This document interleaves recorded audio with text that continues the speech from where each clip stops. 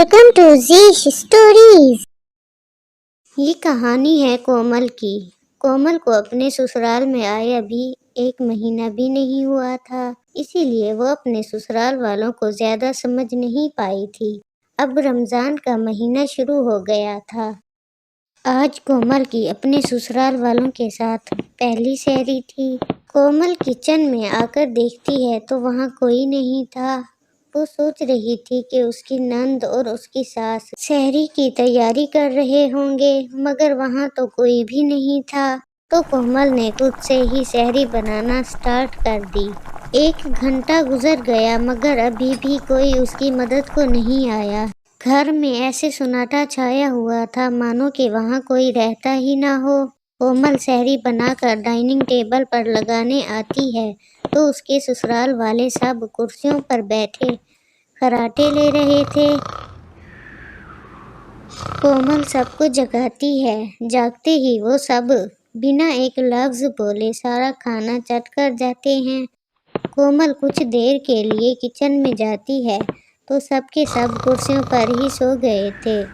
کومل ان سے بات کرتی ہے مگر وہ اپنی کرسیوں سے اٹھ کر اپنے اپنے کمروں میں چلے جاتے ہیں اور سو جاتے ہیں۔ یہ دیکھ کر کومل کو بہت عجیب لگا۔ ایسا ہوتے اس نے زندگی میں پہلی بار دیکھا تھا۔ چونکہ یہ پہلی بار تھا اسی لیے کومل اسے اگنور کر دیتی ہے۔ کومل نے فجر کی نماز پڑھی اور قرآن پاک پڑھا اور گھر کے کاموں میں لگ گئی۔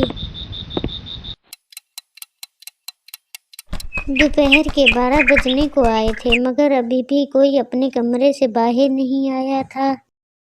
کومل چونکہ روزے کے ساتھ تھی اور گھر کے اتنے کام کیے تھے تو وہ بھی کچھ دیر آرام کرنے کے لیے سو گئی۔ 4 بجے اس کی نیند کھلی تو وہ جلدی سے کچن میں گئی۔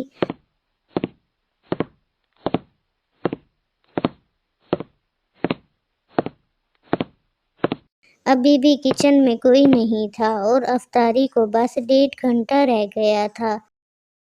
وہ اپنی ساس اور نند کے کمرے میں گئی تو وہ دونوں سو رہی تھیں۔ کومل بہت حیران ہوئی کہ کوئی اتنا کیسے سو سکتا ہے۔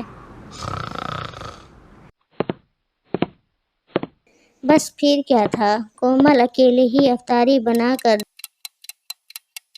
ڈائننگ ٹیبل پر لگا دیتی ہے۔ اس کے سارے سسرال والے آ کر بیٹھ جاتے ہیں اور دعا مانگ کر افطاری کرتے ہیں۔ افطاری ختم کرتے ہی ان کی آنکھیں بند ہونے لگ جاتی ہیں اور وہ وہیں پر ہی سو جاتے ہیں۔ چونکہ یہ پہلی بار ہو رہا تھا تو کومل اگنور کر دیتی ہے، مگر جب یہ روز روز ہونے لگا تو کومل بہت تنگ آ جاتی ہے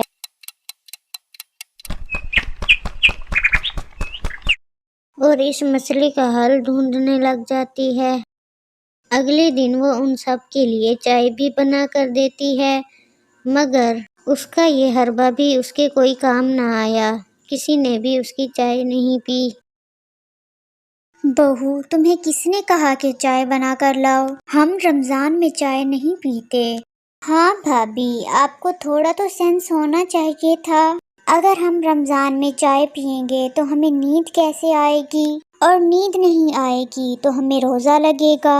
ہم یہ چائے نہیں پیئیں گے، آپ یہ لے جائیں۔ اپنے سسرال والوں کی یہ باتیں سن کر کومل کا تو چہرہ ہی اتر جاتا ہے۔ کوئی بھی اسے سمجھنے کو تیار نہیں تھا۔ کومل کی پرواہ کیے بغیر ہی سب اپنے اپنے کمروں میں جا کر سو جاتے ہیں۔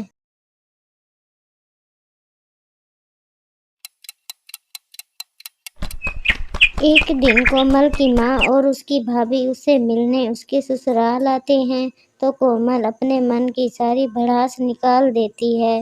اس کی نند بھی وہیں بیٹھی تھی، وہ بھی سب سن لیتی ہے۔ اور سناؤ بیٹا، تمہارا رمضان کیسا جا رہا ہے؟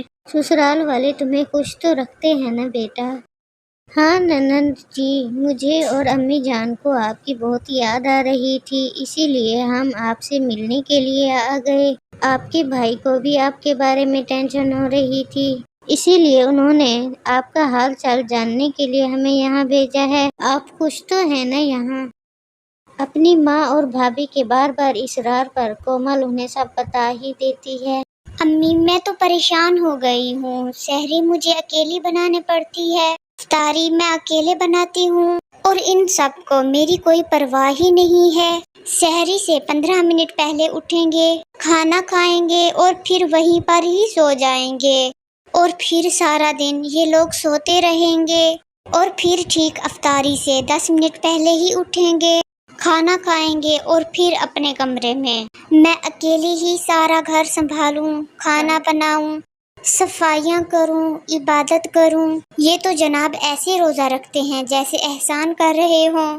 ارے میں بھی روزہ رکھتی ہوں، میں بھی انسان ہوں، مجھے بھی تھکاوٹ ہوتی ہے، لیکن نہیں، انہیں تو کوئی فرق ہی نہیں پڑتا، کوئی جیے یا مرے، انہیں بس اپنی نیند پیاری ہے۔ میری تو قسمت ہی خراب تھی کہ مجھے نیند سے بے حال سسرال ملا۔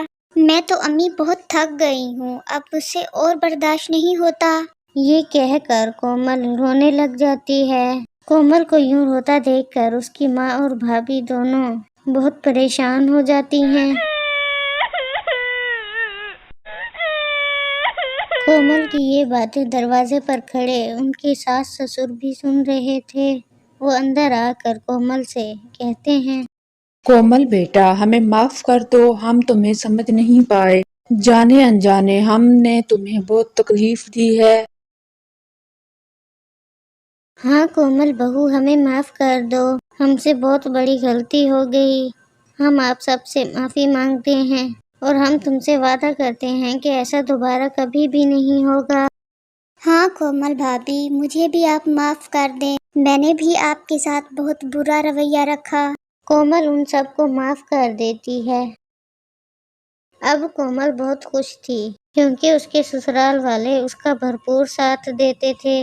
سحری اور افطاری میں اس کی نند اور ساس بھی اس کا ہاتھ بٹاتے تھے۔ اب اس کی ساس اور نند اس کے لیے ماں اور بہن کی طرح تھیں۔ پھر کومل اپنے سسرال والوں کے ساتھ ہنسی خوشی رہتی ہے۔ تو دوستوں، کیسی لگی آپ کو یہ سٹوری؟ ہمیں کمنٹس میں ضرور بتائیں اور چینل کو بھی سبسکرائب کر دیں۔ Do like and subscribe.